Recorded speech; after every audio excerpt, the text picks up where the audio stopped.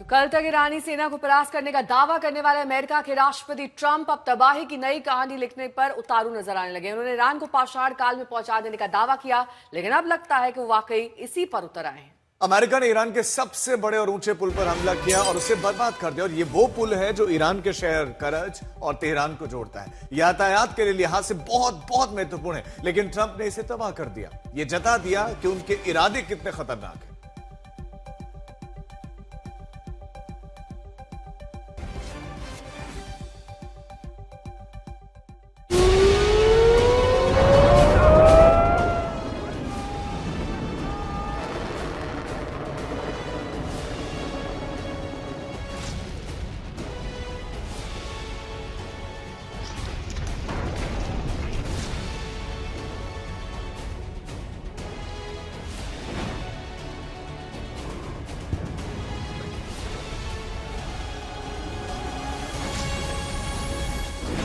Iran को पाषाण काल में धकेलने पर आमादा ट्रंप। ईरान को अंधायुग में पहुंचाकर मानेंगे ट्रंप। ट्रंप आर्मी का ईरान का लाइफलाइन पर प्रहार। कराज में पुल उड़ाया, पावर प्लांट पर खतरा मंडराया। सेना को परास्त करने का दावा, तो पुल पावर प्लांट पर क्यों धावा? सनक पर उतरे, तबाही की सबसे खतरनाक स्क्रिप्ट लिखेंगे ट्रंप। युद्ध विजय का उद्घोष करते करते ट्रंप विध्वंस के उस राह पर निकलते दिख रहे हैं जहां सिर्फ तबाही ही तबाही है। ये तबाही शुरू होती है इंफ्रास्ट्रक्चर वॉरफेयर से, जहां नागरिक ढांचे ध्वस्त होने लगते हैं। लगता है ट्रंप ने सैन्य ठिकानों के बाद सिविल ठिकानों पर हमले करने की तरफ कदम बढ़ा दिए हैं। ये ईरान के कराच शहर का B1 ब्रिज है, जो अब पूरी तरह मलबों में तब्दील हो चुका है। इस पुल को तबाह कर ट्रंप ने ईरान की शान और साख दोनों पर चोट किया है। ईरान को इस पुल की बेमिसाल इंजीनियरिंग पर फख्र था, जिसे ट्रंप ने मिट्टी में मिला दिया। याद कीजिए, एक दिन पहले ट्रंप ने ऐसे हमले का ट्रेलर दिखा दिया था। कह दिया था कि अगली बारी ब्रिज और पावर प्लांट की है। We're negotiating with them right now. They've been, again, we have had regime change. Now, regime change was not one of the things I had as a goal. I had one goal. They will have no nuclear weapon. And that goal has been attained. They will not have nuclear weapons. But we're finishing the job. And I think within maybe 2 weeks, maybe a couple of days longer to do the job. But we want to knock out every single thing they have. Now, it's possible that we'll make a deal before that, because we'll hit bridges, and we've hit some. We'll hit some bridges. We've got a couple of nice bridges in mind. But if they come to the table, that'll be good. But it doesn't matter whether they come or not. We've set them back. It'll take 15 to 20 years for them to rebuild what we've done to them.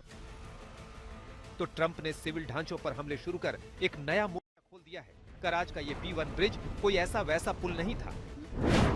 Location कराज अल्बोर्ज प्रांत, जो Tehran को कराज से जोड़ता है। दावा, middle east का सबसे ऊंचा और बड़ा पुल।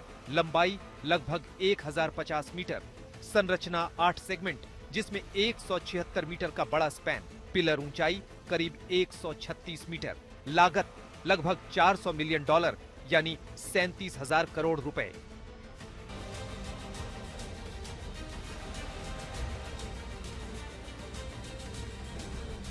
जाहिर है, ट्रंप ने कराच के B1 पुल को नेस्तनाबूद कर ईरान की लाइफलाइन पर हमले का सिलसिला शुरू कर दिया है। उनके इरादे अब बेहद खौफनाक दिख रहे हैं। B1 ब्रिज को बर्बाद करने से ठीक पहले उन्होंने एक नया पैगाम भी ईरान को भेजा है। सोशल मीडिया पर ट्रंप ने कहा, हमारी सेना बेशक दुनिया में सबसे बड़ी और सबसे शक्तिशाली है। हमारी सेना ने ईरान में बचे खुचे अवशेषों को नष्ट करना अभी शुरू भी नहीं किया है। पहले पुलों को नष्ट करेंगे, फिर बिजली संयंत्रों को।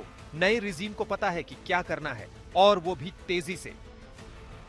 ट्रंप की मनमानी चली तो ईरान को पाषाण काल में पहुंचाने की उनकी ख्वाहिश उन्हें ऐसी ही तबाही की तरफ ले जाएगी, जिसका दावा वो लगातार करते रहे हैं। When we feel that they are, for a long period of time, put into the Stone Ages, and they won't be able to come up with a nuclear weapon, then we'll leave. Whether we have a deal or not, it's irrelevant. Now, it's possible that we'll have a deal because they want to make a deal. They want to make a deal more than I want to make a deal. तेल अवीव में प्रणय उपाध्याय के साथ आज तक bureau. और हमारे साथ हमारे संवाददाता प्रणय उपाध्याय भी इस खबर पर हमारे साथ जुड़ गए, जो खुद इस समय इजराइल में है। प्रणय, लेकिन एक सवाल यह है कि क्या वाकई ये युद्धापराध नहीं है? आप एक ब्रिज पर हमला करते हैं, एक बार नहीं 2-2 बार करते हैं और वहां पर बचाव दल उसकी चपेट में आ जाता है, लेकिन आप उसे अपनी जीत बता रहे हैं।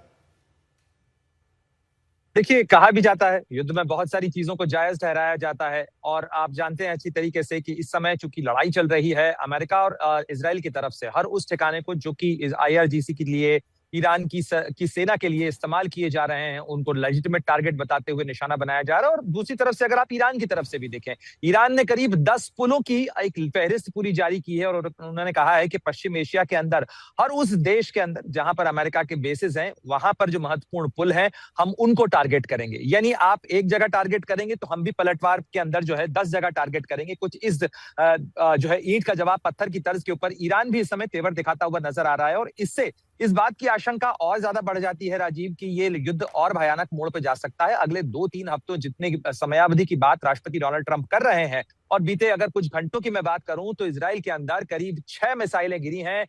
यहां से कुछ दूरी के ऊपर जो पेता तिकवा है वहां पर एक फैक्ट्री जो है वो पूरी तरह से तबाह हो गई। हालांकि किसी का जानमाल का कोई नुकसान नहीं हुआ क्योंकि रात के समय में वो जो मिसाइल गिरी वो उस फैक्ट्री के कंपाउंड में गिरी, लेकिन उसने काफी तबाही मचाई है खासतौर पर उस फैक्ट्री के लिए। और बताया जाता है कि आगे भी आपसे बातचीत करेंगे, बने रहिए हमारे साथ।